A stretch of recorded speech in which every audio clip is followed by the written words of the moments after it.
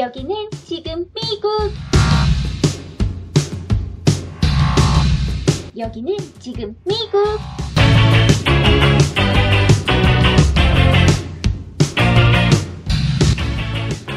안녕하세요. 여기는 지금 미국의 박현웅입니다.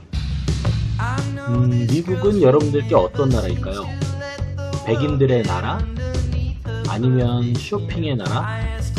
아니면은 한국과는 전혀 다른 또 다른 세계? 글쎄요, 절반은 맞고 절반은 틀린 것 같네요. 미국은 바로 여러분들이 한 번쯤 꼭 와보셔야 하는 나라입니다.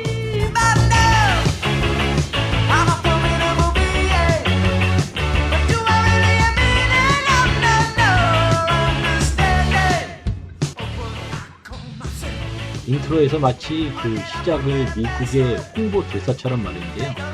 이 정도면 오바마 대통령이 상이라도 내리셔야 되는 거 아닌가요? 그 언젠가 오바마 대통령 아니면 차기 대통령에게 미국 알림이 대사라는 이름으로 상을 받을 때까지 여기는 지금 미국을 열심히 진행해 보겠습니다. 저번에는 그 뉴욕의 쉑쉑버거에 대해서 얘기를 드렸었는데요. 제가 그 유튜브에 올려서 제 주위에 있는 친구분들께 한번 들려드렸습니다. 그랬더니 그 뉴욕에 가봤던 친구들은 그런 거 나도 모르고 먹었다고, 예, 다음에 뉴욕 가면 그 맛을 다시 한번 음미해 보면서, 예, 그렇게 먹어보겠다고 하는 친구들도 있었고요. 아직 안 가보신 분들은 뭐 좋은 정보 감사하다고 하는 분들도 계셨습니다. 어쨌든 뭐 좋은 정보를 공유했으면 저도 기분이 좋은데요. 중요한 거, 곧 쉑쉑버거 한국에도 오픈합니다. 미국까지 안 오셔도 됩니다. 그 쉑쉑버거 하나 때문에요. 예. 오늘은 그래서 뉴욕 편 2탄, 뉴욕 여행에 대해서 한번 설명해 드리려고 합니다. 워낙 갈 데가 이 뉴욕에 많아서요. 이 단 한 편으로 이게 끝날지는 모르겠는데 한 번에 안 끝나면 뭐 다음에 또 만들어서 하는 걸로 하고요. 오늘 한번 뉴욕 여행 한번 시작해 보도록 하겠습니다. 미국 여행의 시작은 그 뉴욕의 상징, 미국의 상징인 엠파이어 스테이트 빌딩, 그리고 쉑쉑버거 설명할 때도 제가 잠깐 언급해 드렸는데요. 첼시 마켓, 이 두 가지에 대해서 오늘 한번 얘기를 한번 해보도록 하겠습니다. 뉴욕의 대표적인 관광 코스를 생각해 보면요, 당연히 제일 먼저 떠오르는 게 엠파이어 스테이트 빌딩이겠죠.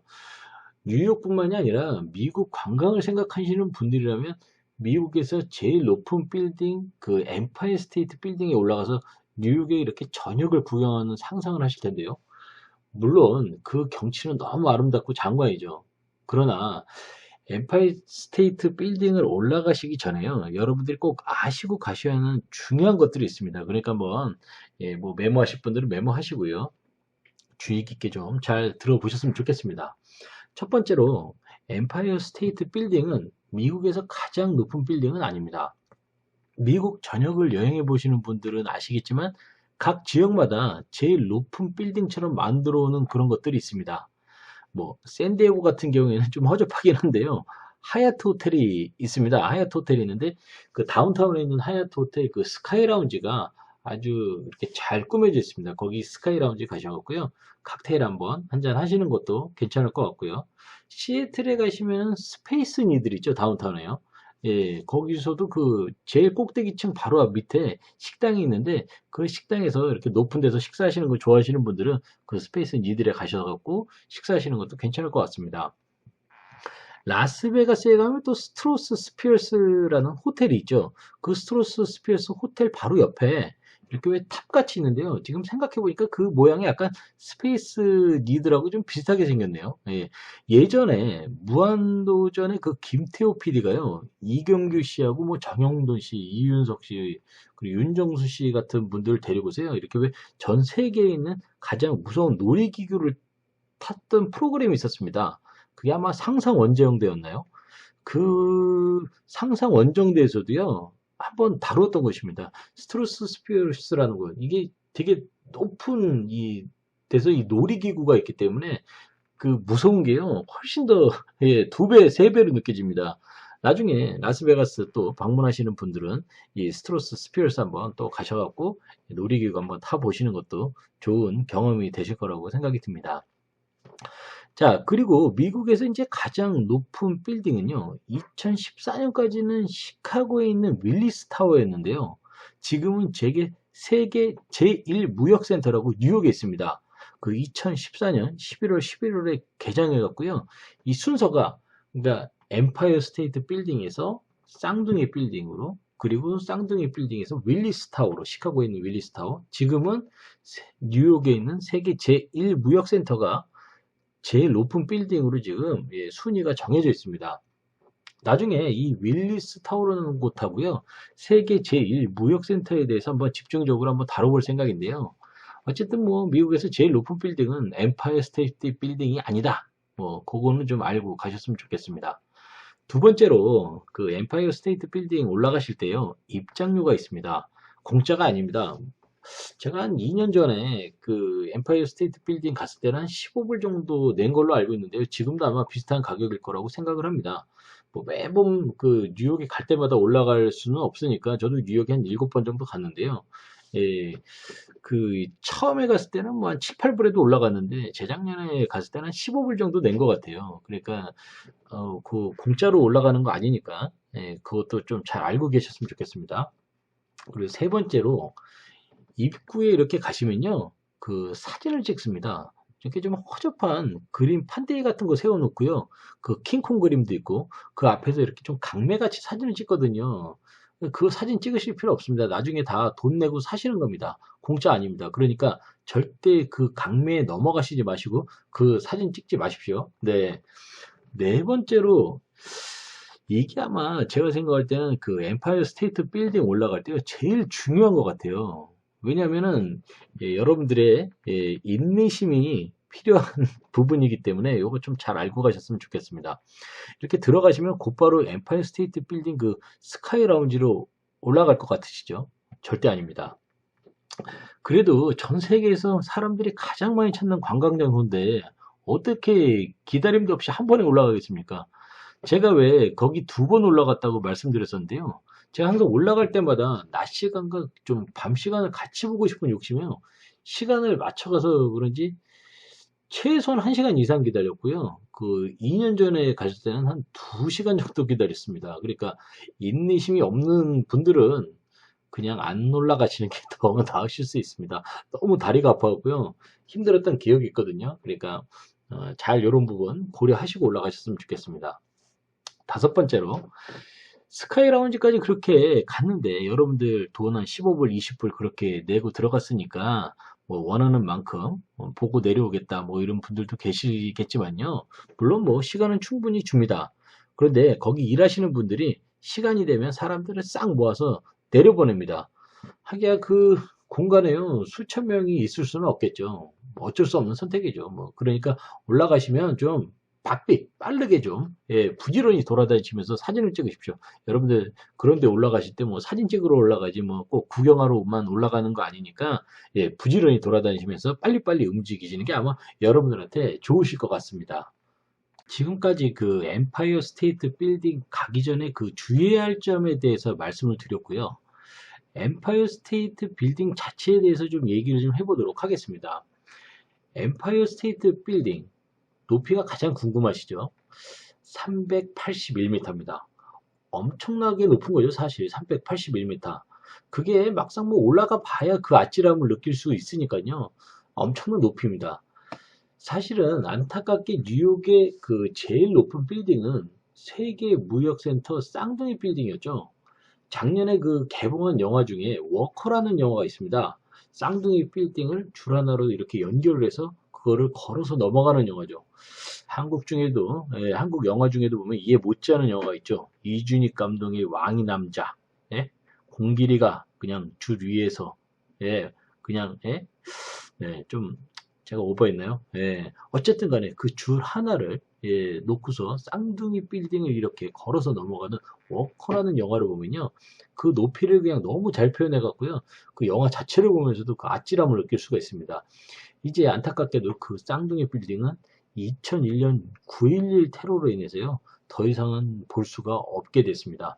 저 같은 경우에는 사실은 운 좋게 1999년도에 미국에 왔을 때 그 2000년도에 그 뉴욕을 방문해서 이 세계 무역센터 쌍둥이 빌딩을 가본 적이 있습니다.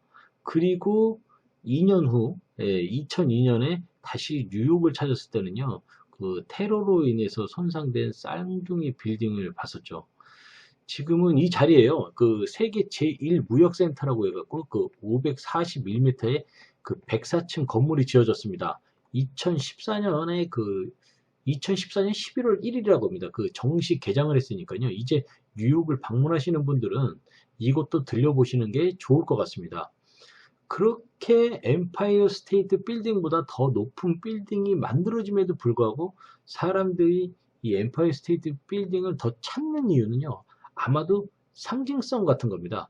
뉴욕, 뭐 미국, 대도시 이런 상징성을요. 엠파이어 스테이트 빌딩이 미국 사람들 가슴에 아마 새겨놓은 것 같습니다. 그래서 사람들이 더 많이 찾게 되는 것 같습니다. 많이 기다리시더라도 인내심을 갖고 꼭 올라가 보세요. 이제 두 번째 이야기, 첼시 마켓이라는 곳에 대해서 얘기를 나눠보도록 하겠습니다. 원래 이 첼시 마켓이라는 곳은 그 유명한 그 오레오 과자를 만들던 공장이었습니다. 그런데 이 회사가 커짐으로 인해 갖고 그 뉴욕 쪽으로 공장을 옮기면서 이곳이 식당으로 바뀌게 된 거죠. 마켓 내부에는 공장에서 사용했던 그 오래된 파이프, 뭐 벽돌 이런 것들이 그대로 남아 있습니다. 그래서 마치 그 마켓이 그 이렇게 왜 뭐 일반 마켓처럼 보이는 게 아니라 그 미술관에 와 있는 그런 느낌을 갖게 됩니다. 마켓 내부에는 뉴욕의 아주 그런 유명한 맛집하고요. 고급 식료품들이 입점해 있어갖고요. 뉴요커들하고 그리고 또 여행자들의 발길이 끊이지 않고 있습니다. 에이미스라는 그 빵집도 유명하고요. 팻 위치라는 그 브라우니 가게도 있습니다. 한번 꼭 들려보시기 바라겠습니다. 너무 뭐 단 거를 싫어하는 분들도 한 번쯤 들려보시는 것도 괜찮으실 것 같아요. 왜냐면 선물로 하나 구입하셔갖고요. 예, 친구분들한테 예, 이렇게 선물 한번 해보시는 것도 괜찮고요. 맛있는 파스타집도 있고요. 예, 그 여러 가지 식당들이 있으니까요. 한번 들려보시길 바라겠습니다. 이 첼시 마켓에서요.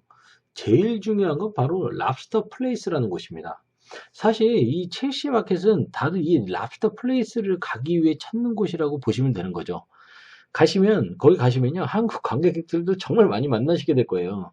뭐, 저 같은 경우에는 이제 미국에서 한국보다는 조금 여기가 랍스타가 싸다 보니까, 예, 비싸긴 비싼 음식인데요. 가끔 어떻게 랍스타를 먹을 수 있는 기회가 있어서 이제 먹어보는데, 뭐, 사실 뭐, 첼시 마켓에 있는 랍스타가 뭐 아주 맛있다, 뭐, 그렇게까지 말씀드리기는 좀 그런데요. 이런 어떤 분위기 같은 게 그 랍스타를 아주 맛있게 만드는 것 같습니다. 그러니까 이제 또 이렇게 왜 만약에 여기를 찾으시는 분들은요, 이 첼시 마켓에서 이 C가 이제 바다 아니겠습니까? 예, 좀 싱싱한 부분에서 그리고 또 한국보다는 좀 싸게 드실 수 있다는데 좀 그 중심을 두신다면 여기 이 랍스타를 좀 많이 추천해드리고 싶네요. 레몬하고요, 버터하고 이게 그 랍스타하고 같이 나옵니다. 그런데 이제 그 랍스타를 이렇게 레몬을 뿌려서 버터에 이렇게 찍어 먹으면요. 그 랍스터에 있는 어떤 짭짤함, 그리고 또 레몬의 상큼함, 버터가 조금 느끼긴 한데요. 느끼하긴 하지만 그 고소함이 있죠. 그게 이 세 가지가 이 조화를 이루면서요. 아주 맛이 기가 막힙니다. 그러니까 한번 그 가시면은 뭐 뉴욕에 가시면은 또 찾아가실 거고 또 드시게 될 거니까요. 이 느낌을 좀 느껴보시면서 예, 맛을 한번 음미해 보시길 바라겠습니다. 바다의 최고의 요리는 그 랍스타라고 하지 않나요? 뭐 그 값어치를 충분히 하는 음식이라고 생각하시면 될 것 같습니다. 그리고 그 옆에 보면요. 그 랍스터 플레이스 그 안에 있는데요. 그 차가운 랍스터와 함께 드시기 좋은 아주 수프를 팝니다. 숲이요. 예, 토마토 숲도 있고요. 뭐 야채 숲도 있고 뭐 여러 가지 종류의 숲이 있는데요. 그 중에서 아마 제일은 크렘 차우더 숲일 것 같습니다. 왜냐면은 거기가 이렇게 왜 생선 종류, 뭐 조개 종류 이런 거를 파는 마켓이기 때문에요. 신선한 재료로 바로 끓여서 만들기 때문에 맛이 더 좋은 것 같습니다. 이 첼시 마켓의 그 크렘 차우더 수프, 예, 이거를 이제 또 그 샌프란시스코의 크렘 차우더 숲, 그리고 시애틀의 크렘 차우더 숲, 그래갖고 이 미국의 3대 숲이라고 할 수 있겠는데요. 예, 첼시 마켓의 크렘 차우더, 샌프란시스코의 크렘 차우더, 시애틀의 크램 차우더 숲. 예. 사실 저는 운이 좋게 이런 것들을 다 먹어봤습니다. 먹어봤는데, 저에게 어떤 숲을 1등으로 뽑을 거냐고 묻는다면, 저는 좀 아쉽지만, 첼시 마켓의 크램 차우더 숲을 1등으로 뽑긴 좀 그렇고요. 예. 그, 시애틀의 크램 차우더 숲을 1등으로 뽑아보겠습니다. 이 부분에 대해서는 나중에 한번 그 미국 스프 특집에 대해서 한번 또 얘기를 해볼 건데요. 그때 한번 다뤄보도록 하겠습니다. 첼시 마켓이란 곳, 아마 바쁜 뉴욕 사람들, 그리고 또 도시에 지쳐있는 뉴요커, 뭐 이런 사람들에게 그 고향 같은 느낌을 주는 그런 건물이라고 보시면 될 것 같습니다. 거기에 또 이렇게 왜 맛집까지 있으니까 사람들이 많이 찾을 수밖에 없겠죠. 나중에 뉴욕을 가시면 이 첼시 마켓에서 한번 삼시세끼를 다 드셔보시는 건 어떨까 한번 추천을 한번 해봅니다. 자, 오늘은 여기까지 뉴욕 여행 1탄 엠파이어 스테이트 빌딩과 그리고 또 첼시 마켓에 대해서 얘기해봤습니다. 지금 뉴욕을 여행하기 위해서 준비하시는 분들, 그리고 뉴욕 여행을 꿈꾸고 계시는 분들, 뉴욕의 매력에 한번 푹 빠져보시길 바라겠습니다. 여기는 지금 미국 조니 파크였습니다. 감사합니다.